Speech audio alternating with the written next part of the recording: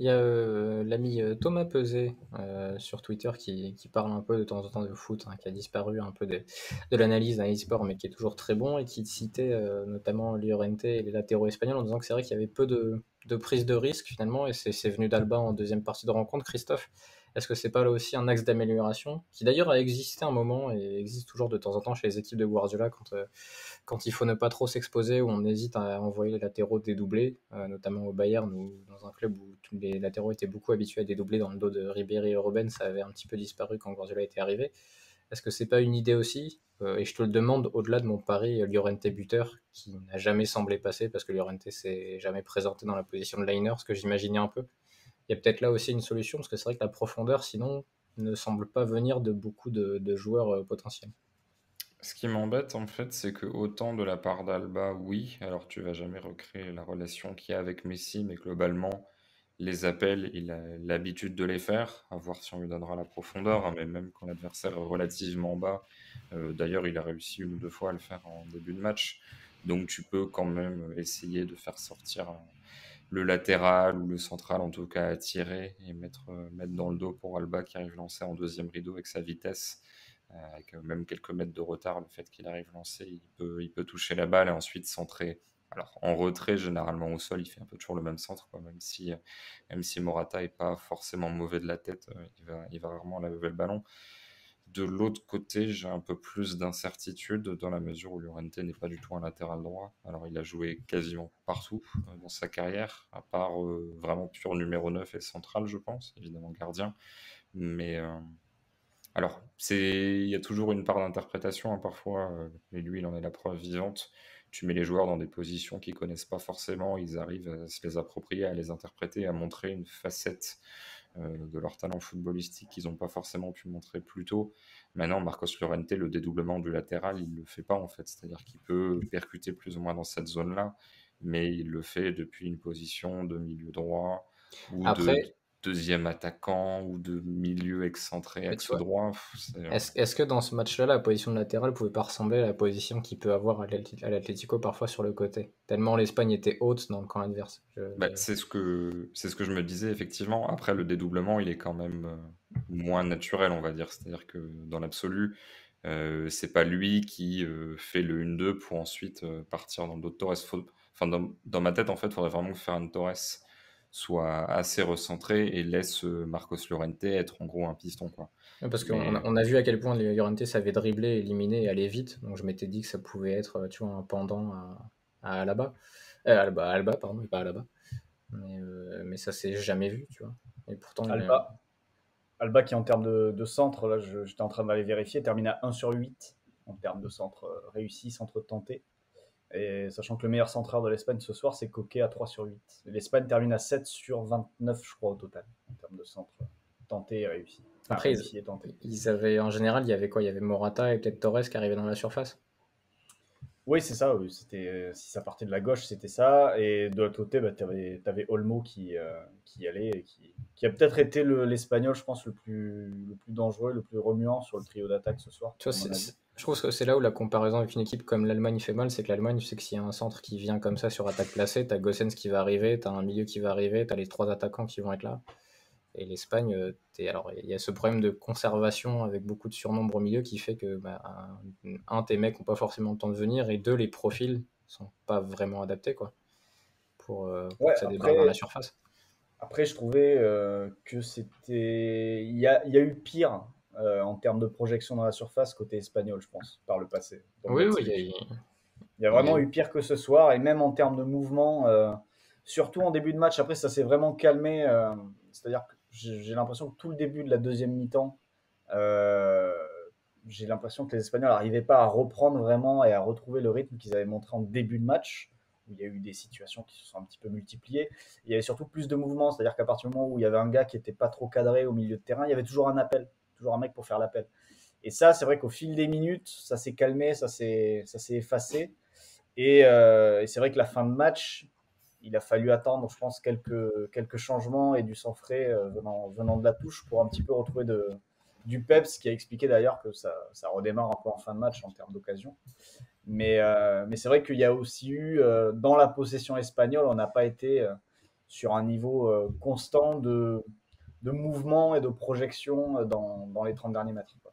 Je pense qu'il y a quand même une marge d'amélioration à la fois sur. Alors, je sais pas si c'est les joueurs en tant que tels, c'est-à-dire est-ce que tu dois simplement les remplacer ou leur niveau intrinsèque, mais Coquet, Rodri, Pedri, je pense que il y a moyen de faire plus créatif. Alors, c'est Oui, simple parce que enfin, c'est un peu facile dans la mesure où les trois ont été corrects, hein, mais pas incroyables. Mais forcément, tu peux être tenté de te dire, tu remplaces Coquet par Fabien Ruiz, comme c'était le cas en toute fin de match.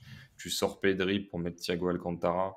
Et alors, il y a pas mal d'articulations. Tu peux par exemple descendre Dani Olmo d'un cran à la place de Pedri et faire Ferran Torres, Gérard Moreno, Adama Traoré ou Mikel Oyarzabal pour prendre un peu la Oui, profondeur. tu peux le Enfin faire voilà, sur la poule, en tout cas, tu peux le faire. c'est ça. Enfin, je veux dire, t'es pas obligé d'avoir un milieu reculé, un numéro 8 et Pedri qui est un numéro 8 qui peut jouer un petit peu plus haut et trois attaquants avec un ailier, un espèce de milieu offensif complet, un pur attaquant. Tu peux faire descendre Dani Olmo d'un cran, par exemple, faire un Torres un petit peu moins et vraiment charger en profil offensif parce que dans tous les cas, comme tu le disais, c'est quand même quelque chose d'assez, enfin, qu'il faut souligner, c'est que voilà, on dit Marcos Llorente latéral. Moi, ça m'interpellait surtout sur le côté, bah, finalement, le dédoublement, le fait de vraiment être collé à la ligne de touche pour passer dans le dos de quelqu'un. C'est pas forcément un mouvement qu'il a l'habitude de faire, mais les zones occupées n'étaient pas du tout les zones occupées telles qu'on voit, genre Rodri. Tu peux imaginer genre milieu récupérateur, Pedri relayeur. Dans l'absolu, la position moyenne de Pedri, elle est à 35 mètres du but ou 30 mètres du but adverse, comme à peu près tout le monde. Donc c'est vrai que là-dessus, tu peux un petit peu changer le profil entre le tableau noir et vraiment les zones occupées, donc ce que tu peux attendre de tes différents joueurs. Je garderai quand même Pedri, je sais pas ce que t'en penses Flo, pour la relation qu'il a avec Alba, qui peut potentiellement être intéressante comme sur les 15-20 dernières minutes du match. En revanche, il y a peut-être un truc à faire sur Gérard Moreno, qui est entré avec beaucoup de disponibilité, beaucoup d'appui et remise de déviation, et en plus, grosse présence dans la surface. Rien que pour attirer des joueurs, ça en a libéré d'autres. J'ai l'impression qu'il y a un peu plus de... Je sais pas comment le qualifier autre que dire de l'explosivité et du mouvement, mais je sais pas, il a un peu plus de calcium que Morata, je trouve, dans la surface. oui, après, je pense que aussi en termes d'efficacité et de qualité devant le but, je pense que sur les dernières saisons, il est devant Morata, il me Oui, semble. la dynamique est plutôt Moreno que Morata, oui. Juste, j'ai le Voilà. chiffre. Morata, chez les pros, parce que je l'ai tweeté, j'ai vérifié ça 3 fois pour pas dire de bêtises. En équipe première, donc pas avec les réserves, parce qu'il a pas mal marqué avec la réserve du Real. En championnat, c'est 85 buts en 10 ans de carrière. C'est-à-dire que concrètement, c'est autant que Lewandowski depuis, je crois, février 2019. Ouais, après, Donc, tu prends pas. En termes de comparaison, tu prends le mec, hein. C'est bah, un je peu prends, dur. je prends la stat qui est la plus rigolote, mais si tu veux, je vais la prendre pour Gérard Moreno. Et enfin, on va Bah, voir que 85 buts, c'est pas énorme en fait, ça fait bah, 8,5 buts par saison du coup. Oui, ouais. oui, c'est pas énorme. Là, sur les 2 dernières saisons, c'est 23 et 18 buts. Donc déjà, on est à 41. Donc c'est-à-dire que tu as 2 saisons de Gérard Moreno, c'est 9,5, 10 saisons de Morata. Alors après, les 2 dernières, il a beaucoup marqué, hein, mais c'est pour dire voilà, la différence dans la surface de létalité. Sachant que Moreno n'est même pas en plus un pur buteur. C'est quelqu'un qui peut se délocaliser un petit peu sur le côté.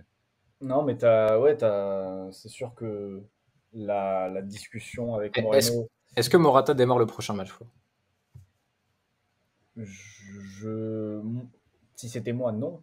Mais je suis pas persuadé qu'il soit mis sur le banc après ce match-là par Luis Enrique. J'ai l'impression qu'il compte pas mal dessus. Mais tu me mets un petit peu en difficulté. Moi, je le mettrais pas, mais je suis pas convaincu qu'il Alors, saute après ce match, quoi. est-ce Par que contre, est-ce qu'il démarre le huitième de finale de l'Espagne? est-ce que l'Espagne va en huitième? Non, l'Espagne va aller en huitième normalement quand même. Mais Mais Morata bosse beaucoup sans ballon. En tout cas, ouais, faut, c'est ça, faut c'est dire ça, ça. c'est Ouais. ça, c'est ça. Il y a peut-être ça qui joue pas mal aussi. Après, bon, le match à venir, je crois que leur deuxième match face à la Pologne. Moi, je serais pas surpris il y ait des changements au milieu de terrain aussi, dans les trois, que Thiago rentre, par exemple, dans l'équipe, soit à la place de Rodri, soit à la place de Coquet. Et devant, en effet, qui est des éléments plus attirés par la profondeur. Je pense qu'Oyarzabal peut rentrer dans l'équipe et peut-être Moreno, mais j'en suis pas totalement convaincu. Après, c'est vrai que Ferran Torres fait pas un match immense non plus. J'ai bien aimé Je pense l'entrée de que Sarabia sur certains moments. ouais, après, je pense que sur le trio d'attaque, s'il doit y avoir un rescapé, c'est Olmo. Les deux autres, tu peux changer. Et au milieu, s'il doit y avoir un rescapé, je pense que je garde Pedri, parce qu'il peut faire des choses un peu différentes des deux autres. Et peut-être que je fais confiance à Thiago et Fabian Ruiz, même si je peux imaginer ça un peu trop offensif, je sais pas. Mais voilà, après la Pologne en face ne sera pas l'équipe non plus la plus rapide et la plus menaçante en transition, même si quand tu vois le bordel qu'a mis Ishak, un Lewandowski tout seul un peu énervé peut faire aussi très mal.